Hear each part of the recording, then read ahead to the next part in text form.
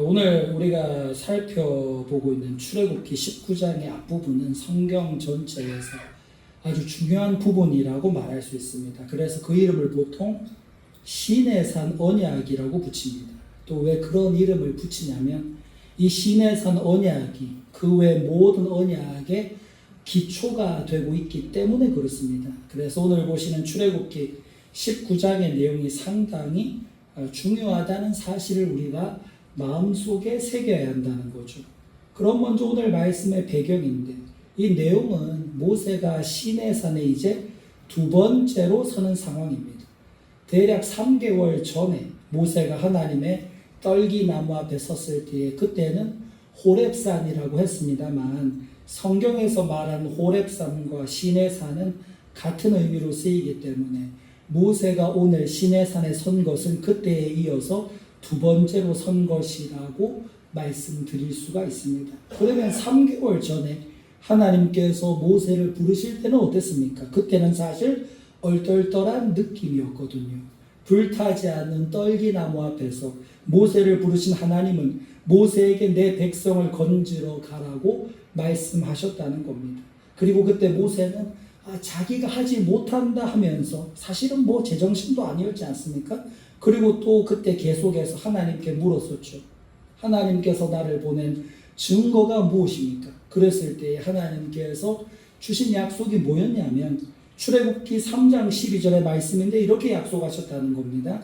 하나님이 이르시되 내가 반드시 너와 함께 있으리라. 내가 그 백성을 애굽에서 인도하여 낸 후에 너희가 이 산에서 하나님을 섬기리니 이것이 내가 너를 보낸 증거니라. 그러니까 모세가 하나님 앞에 물었을 때에 하나님 내가 누군데 이 이스라엘 백성들을 인도하겠습니까? 그러니 나한테 증거를 보여주세요. 그랬을 때에 하나님께서 주신 증거가 바로 이것이었다는 거죠. 내가 너와 함께해서 다시 이 시내산에서 그 출애굽한 이스라엘 백성들이 나에게 예배드릴 것이다. 이 증거가 이제 이루어지는 것이 오늘의 본문이라는 말씀입니다. 곧 하나님께서 모세에게 약속하신 그대로 이루어 주셨다는 거예요. 그래서 지금 두 번째로 시내산에 섰을 때에 처음에 자기가 들었던 그 하나님의 말씀이 말도 안 되는 것처럼 보이고 긴가민가 했던 것처럼 보였던 모든 일들이 하나님께서 도와주시고 역사하시니까 정말로 그대로 이루어졌더라는 겁니다. 그래서 말입니다. 오늘 우리들의 인생에도 이런 두 번째 시내산의 시간이 찾아오게 된다는 거예요. 우리가 처음 예수를 믿었을 때는 신앙이라는 것이 긴가민가 하잖아요. 하나님께서 약속을 주신다는데 이게 내 삶에서 될까? 그런 생각을 하지 않습니까? 그런데 돌이켜보면 정말 하나님께서 말씀하신 내용들이 내 삶에서 다 이루어졌거나 또 그 하나님의 손길을 우리가 느낄 수 있다는 것입니다. 또한 그 하나님 앞에서 다시 그의 말씀을 받는 것, 그게 두 번째로 시내산에 서는 것이죠. 곧 오늘 우리들의 삶에서도 다시 시내산에 서는 순간이 반드시 찾아오게 된다는 말씀입니다. 그리고 여기서 중요한 것은 하나님께서는 우리에게 모든 비전을 한꺼번에 다 보여주시는 게 아니라 일단 약속하신 다음에 우리가 작은 일들에 충성해서 그 모든 일들을 한번 경험하고 나면 그 과정 속에서 열매를 맺는 것을 우리 스스로가 보게 하신다는 거죠. 누가복음 8장 15절에 보시면 씨 뿌리는 비유가 나오지 않습니까? 그때 좋은 땅에 떨어진 그 씨앗의 특징을 이야기하면서 이렇게 말씀하십니다. 좋은 땅에 있다는 것은 착하고 좋은 마음으로 말씀을 듣고 지키어 인내로 결실하는 자니라. 그리고 지금 모세가 딱 이러한 과정을 겪었다는 거예요. 그리고 그 한 바퀴 도는 과정 속에서 말씀을 듣고 지킬 때에 정말로 그 인내로 결실하게 되었다는 것입니다. 그렇다면 오늘 우리도 마찬가지죠. 이런 과정들이 오늘 우리들에게도 필요하다는 거예요. 지금 신의 광야라는 말이 1절과 2절에 3번 나오는데 이 느낌이 어떤 느낌이냐면 하나님의 약속하신 것이 드디어 이루어졌구나. 그래서 다시 신의 산에 우리가 서게 되었구나. 곧 이것이 하나님의 열심과 인도하심이었다. 그런 뜻을 품고 있다는 겁니다. 우리 1절과 2절 말씀 함께 읽겠습니다. 이스라엘 자손이 애굽 땅을 떠난 지 3개월이 되던 날 그들이 시내 광야에 이르니라. 그들이 르비딤을 떠나 시내 광야에 이르러 그 광야의 장막을 치되 이스라엘이 거기 산 앞에 장막을 치니라. 아멘. 곧 그들이 시내 산 앞에다가 장막을 쳤다는 겁니다. 물론 그들이 지나온 3개월 동안의 과정 속에서는 여러 가지 애로사항과 어려움이 있었죠. 그런데 이 모든 과정 속에서 그들에게 인내가 필요했다는 겁니다. 여러분 아시다시피 광야는 어떤 곳입니까? 광야는 텅 빈 곳이자 아득한 곳이죠. 그러면 그 아득하다는 게 뭐겠습니까? 맨날 삶이 똑같다는 겁니다. 내 인생에 고난과 어려움이 있는데 이 땅이 광야이기 때문에 가고 또 가봐야 아무런 변화가 없는 거예요. 그리고 이 가운데 아무 변화가 없는 것처럼 보이는 곳에서 내가 드리는 순종은 그야말로 무의미해 보이고 제자리 걸음 같아 보인다는 거죠. 그래서 우리가 이거를 너무나 싫어한다는 겁니다. 또 우리의 기도 역시도 하나님 이렇게 아무런 변화도 없는 기간을 좀 내 삶에서 단축시켜 주시고 생략해 주세요라는 기도를 드리게 된다는 거예요. 그런데 말입니다. 이렇게 느리고 더딘 것 같이 모든 일들이 진행이 되어도 하나님은 반드시 그의 약속을 이루시고 성취하신다는 것입니다. 그렇다면 여기서 우리에게 필요한 건 뭐겠어요?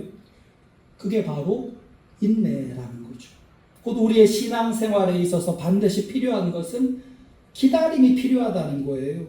그것이 정말로 중요하다는 말씀입니다. 그런데 이런 광야 생활의 여정 가운데 하나님의 위로도 있었다는 거죠.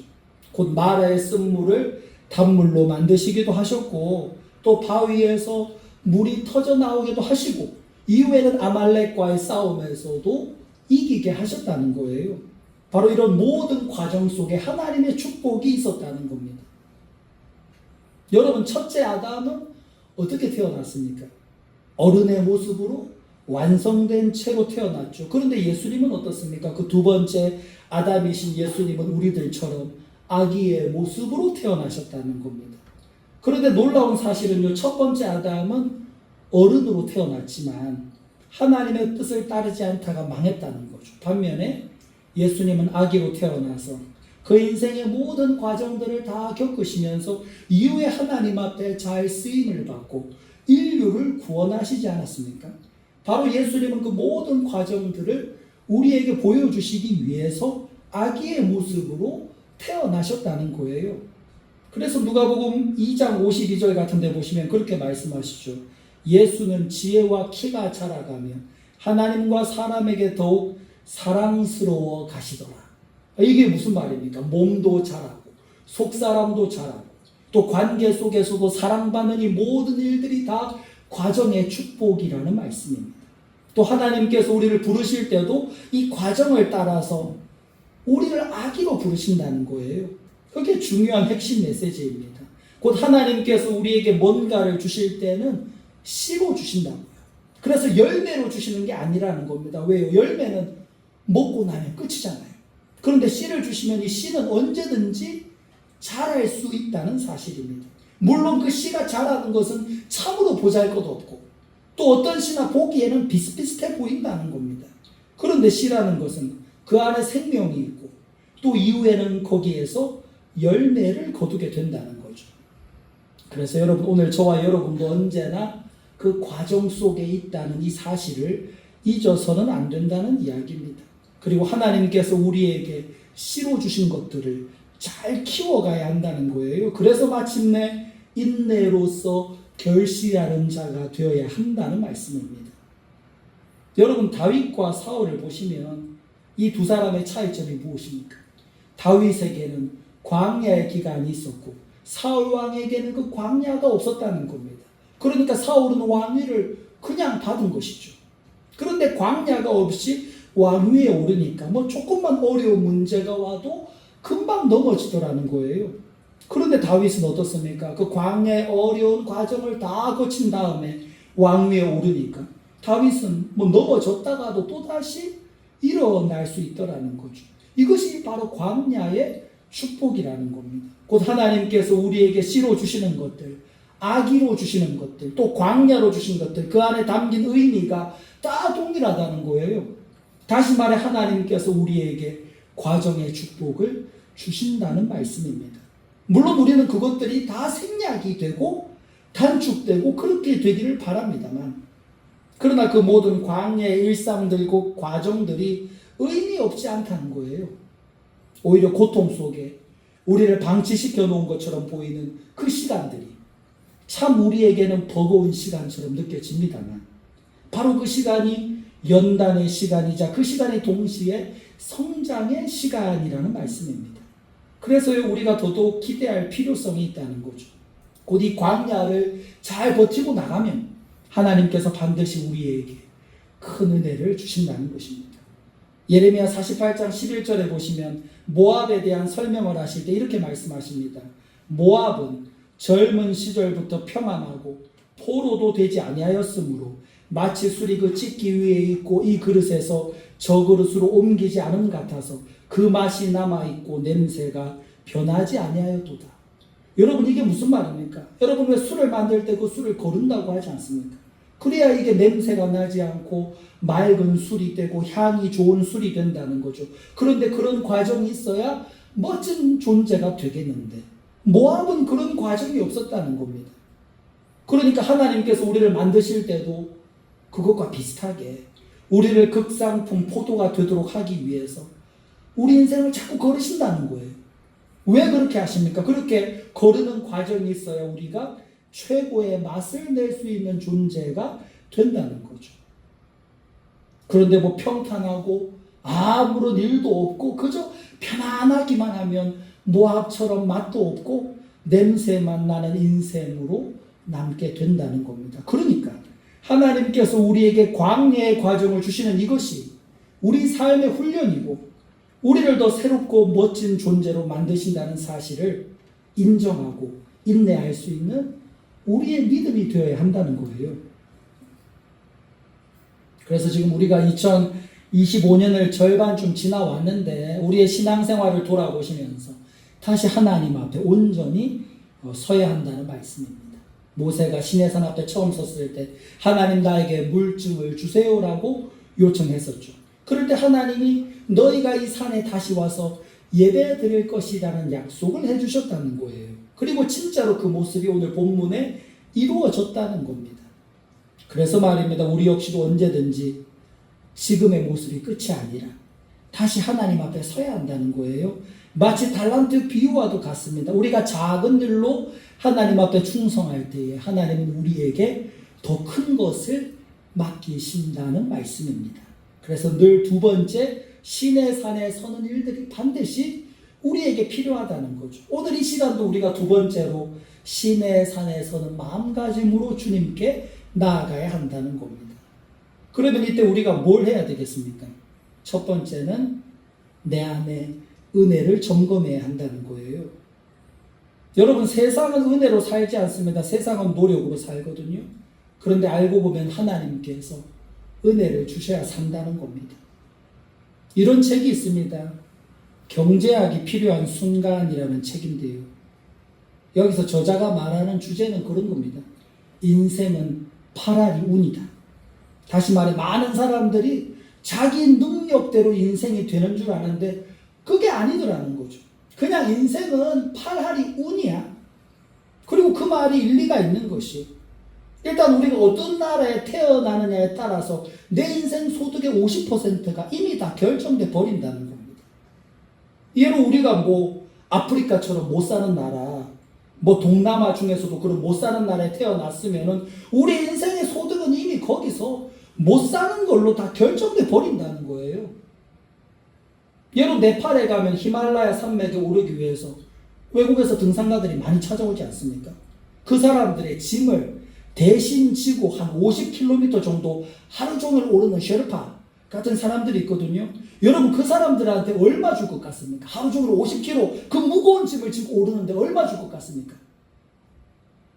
한국 돈으로 2만 원 준다는 겁니다. 2만 원. 만약 한국 사람한테 그 똑같은 일을 하라고 시키면 아무도 안 할 거예요. 한 100만 원 정도는 줘야지. 100만 원 정도 줘야지 그 일 하겠죠. 적어도 한 50만 원 정도는 줘야 될 겁니다. 그 사람들 2만 원 받고 이래요. 그러면 그들과 우리의 차이가 무엇입니까? 다른 차이는 없습니다. 그냥 운이라는 거예요. 대한민국에서 태어나고 자랐다는 운입니다. 그렇지 않습니까? 여러분 공부도 그렇잖아요. 혹 자녀들이 공부를 못하십니까? 그게 왜 못하냐면 아쉽지만 유전자 때문에 그렇다는 거예요.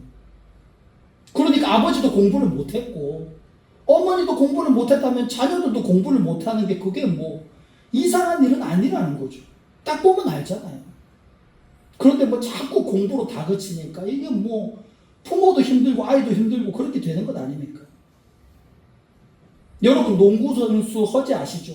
그 허재의 두 아들이 다 농구 선수입니다. 뭐 허운이 있고 뭐 있는데 둘 다 농구를 잘해요. 왜 그렇습니까? 농구 잘하는 유전자가 있는 거죠. 야구 뭐 그 바람의 아들이라는 이종범의 뭐 손자 뭐 바람의 손자 이정우 야구 선수 아닙니까? 야구 잘해요. 그런 겁니다. 여기에 뭐 더 설명할 게 있습니까? 그러니까 세상적으로 말하면 운이 파란이 맞고요. 또 믿음으로 말하면 은혜가 결정한다는 겁니다. 그렇게 본다면 지금 이스라엘 백성들이 시내산에 두 번째로 서게 됐을 때 이들이 출애굽에서 시내산까지 오게 될 수 있었던 이유가 무엇입니까? 그것은 오로지 하나님의 은혜였다는 거예요. 무슨 자기들의 힘으로 막 혁명을 일으켜서 그 땅에서 나올 수 있었던 게 결코 아니라는 겁니다. 그래서 스가랴서 4장 6절에 보시면 은혜에 대한 표현을 이렇게 말씀하세요. 만군의 여호와께서 말씀하시되 이는 힘으로 되지 아니하며 능력으로 되지 아니하고 오직 나의 영으로 되느니라. 그러니까 결국 은혜로 된다는 뜻 아닙니까? 그래서 말입니다. 여러분 우리 인생의 파랄도 뭐냐면 그냥 하나님의 은혜로 되어진다는 거예요. 요즘에는 사람들이 심리학적인 접근을 많이 선호하기 때문에 그런 용어들 많이 쓰죠. 내 삶에 뭐 트라우마가 있고 뭐 또 상처가 있어서 이렇게 됐다고. 그래서 뭐 잊지를 못한다 그러는데 여러분 정말 중요한 하나님의 은혜를 기억하고 깨닫는 사람이라면요. 그 모든 상처와 트라우마도 다 넘어갈 수 있다는 이야기입니다. 왜 여러분 잘 아시는 1만 달란트 탕감받은 사람의 이야기 있지 않습니까? 그렇게 큰 은혜를 받았다는 사실을 스스로 기억하는 사람이라면 자신에게 100데나리온 빚진 사람 탕감해 줄 수 있어야 한다는 거죠. 그래서 상처가 자꾸 기억나는 그런 인생이 아니라 하나님의 은혜만이 기억나는 인생으로 우리가 살아가야 한다는 말씀입니다. 그리고 이 두 번째 시내산에 섰을 때 이들은 두 가지를 경험했다는 거죠. 먼저는 자기들이 출애굽하면서 인내로 결실한 것을 경험했고요. 또 시내산까지 오고 거기까지 이르게 하신 하나님의 은혜를 경험했다는 겁니다. 그리고 여기서 하나님께서 그들에게 새로운 언약을 주십니다.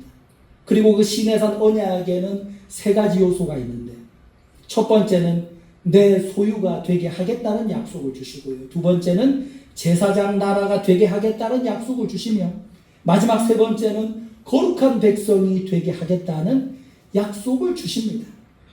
그럼 이게 무슨 뜻입니까? 먼저 첫 번째로 하나님의 소유가 됐다는 것은 히브리어로 세굴라라고 합니다. 이건 뜻이 보배라는 뜻이거든요. 보배, 곧 보물이라는 뜻입니다. 그래서 하나님께서 우리에게 너는 나의 소유인데 보배다, 곧 보물 같은 존재다라고 말씀하시는 것이죠. 왜 찬양에도 보면은 나는 보배롭고 존귀한 주님의 자녀라는 가사가 있지 않습니까? 그 보배롭다라는 말을 할 때에 세굴라라고 한다는 겁니다.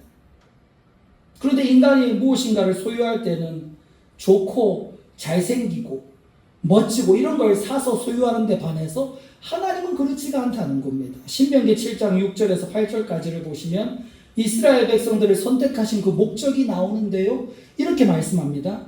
여호와께서 너희를 기뻐하시고 너희를 택하심은 너희가 다른 민족보다 수요가 많기 때문이 아니니라. 너희는 오히려 모든 민족 중에 가장 적으니라. 여호와께서 다만 너희를 사랑하심으로 말미암아 또는 너희의 조상들에게 하신 맹세를 지키려 하심으로 말미암아 자기의 권능의 손으로 너희를 인도하여 내시되 너희를 그 종되었던 집에서 애굽 왕 바로의 손에서 속량하셨나니. 여기 보시면 사랑 때문에 하나님께서 그 이스라엘 백성들을 선택하셨다는 거죠. 그럼 그 사랑이라는 게 뭡니까? 그게 바로 은혜라는 겁니다. 그리고 그 하나님의 사랑과 은혜를 아는 사람은 자기를 스스로 비하하거나 결코 낙심하지 않는다는 거예요. 나는 뭐 아무것도 아니고, 나는 돈도 없고, 나는 두렵고, 나는 뭐 이 땅에 존재할 필요도 없고 하는 그런 따위의 말을 하지 않는다는 거죠. 왜요? 내가 하나님의 소유라는 사실을 잘 알기 때문이에요.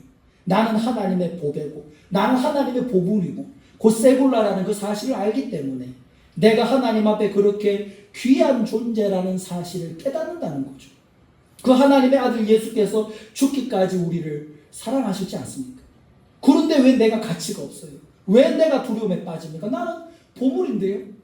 나는 하나님의 보배라고요. 그러하기에 우리가 더 이상 두려워할 필요가 없다는 겁니다.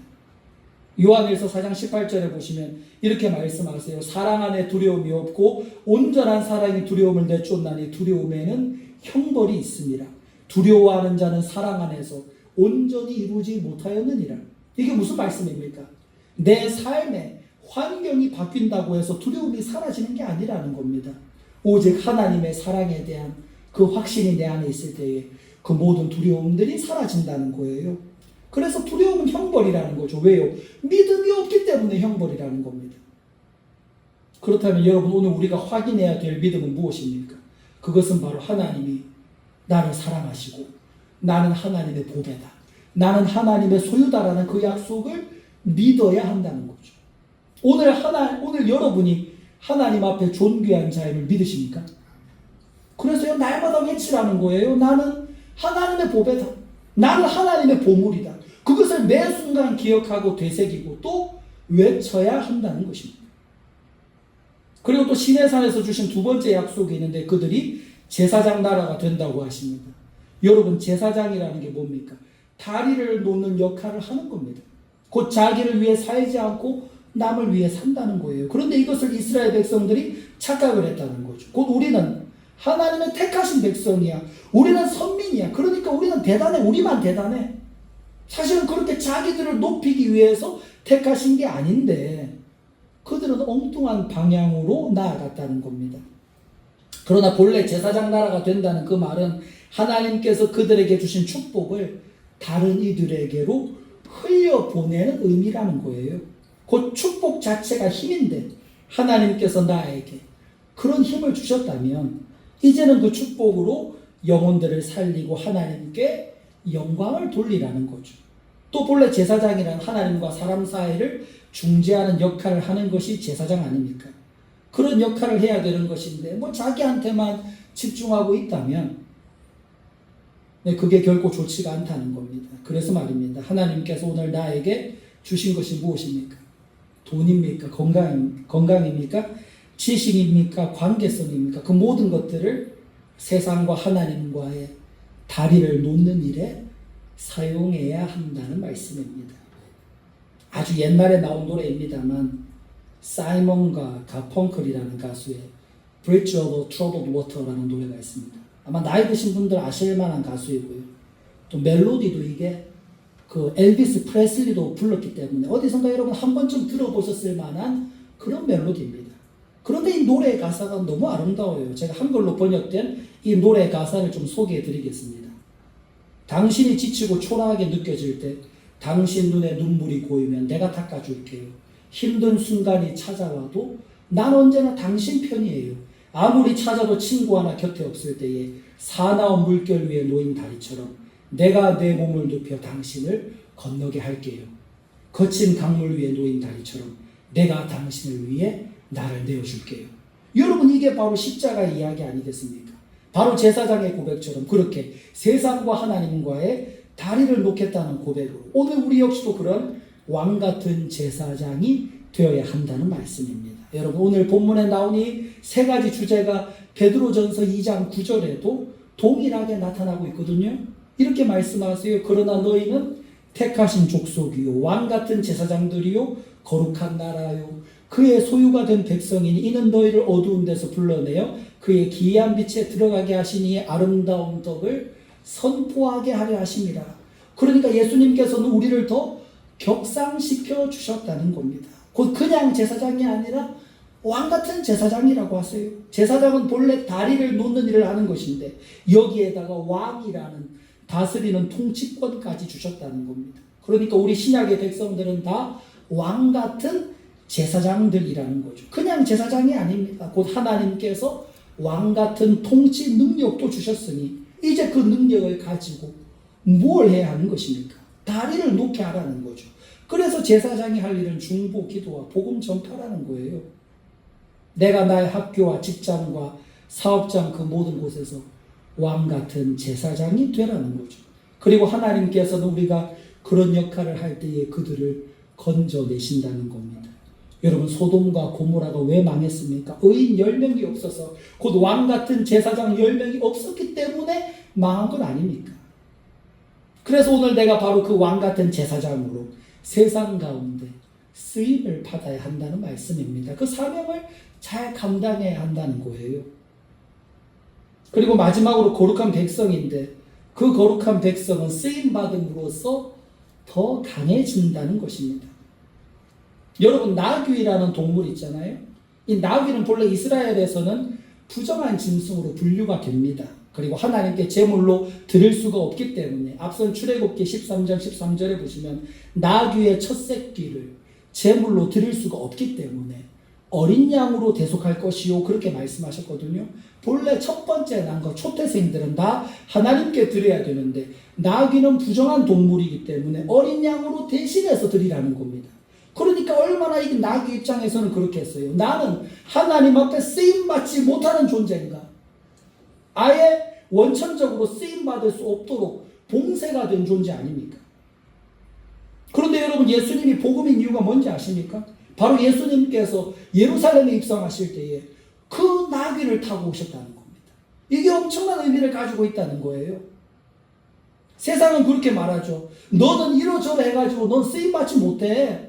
세리와 죄인 그리고 창기들, 핍박자 사울 등등 세상에서는 쓰임받지 못하는 그들을 예수님께서는 사용하셔서 사울도 전도자 바울이 되게 하시고 예수님을 부인했던 그 쓰레기 같은 인생인 베드로도 내가 너를 나의 양을 치겠다고 하시고 또 나귀도 부정한 동물로 아무런 기대할 게 없을 것 같았지만 내가 너를 사용하겠다는 바로 그 메시지거든요. 그래서 말입니다. 여러분, 거룩한 백성이라는 게 뭐 거룩한 척을 하는 백성을 말하는 게 아니고요. 바로 그 거룩한 백성은 하나님께 쓰임받는 백성이라는 겁니다. 그게 바로 신의 산 언약이라는 거예요. 곧 내가 너를 쓰임받는 백성으로 만들겠다는 주님의 약속이라는 것입니다. 여러분, 집에 그릇들 많이 있으시죠? 그리고 옛날에는 저희 부모님들도 그러셨지만 꼭 좋은 그릇은 사다가 저기 천장 깊은데 찬장 깊은데 넣어놓고 안 쓰다가, 예, 그죠? 안에다가 넣어두셨어요. 손님 오면 접대한다고. 근데 한 번도 안 써. 예, 넣어놓고는 한 번도 안 써요. 저 좋은 손님 오면 쓰신다고. 그렇게 보관만 하다가 오랜 시간이 지나고 그냥 그 그릇들이 쓰임받지 못하고 버려질 때가 있었거든요. 그러니까 오히려 그냥 막 사용되는 그릇이 더 좋을 수가 있다는 겁니다. 왜요? 그런 그릇은 매 순간 쓰임받잖아요. 다시 말해 쓰임받는 것보다 더 중요한 것은 없다는 사실입니다.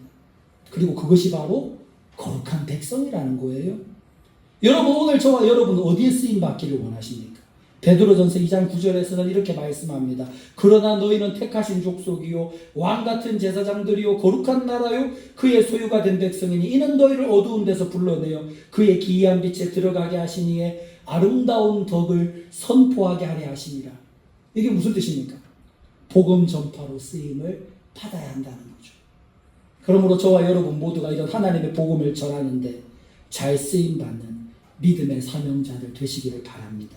그러므로 오늘 우리 시간 함께 기도하실 때 주님, 우리가 주님의 귀한 소유입니다. 나 자신을 비하하지 않고 내가 쓸모없다고 여기지 않게 하시고 나는 하나님의 보배라는 인식을 가지며 언제나 주님 앞에 왕같은 제사장들로 세상과 하나님과의 사이에 다리를 놓게 하시며 또 거룩한 백성으로 주님의 일에 늘 쓰임받는 자들이 되게 해달라고 우리 주에 성창하시고 통성으로 기도하겠습니다.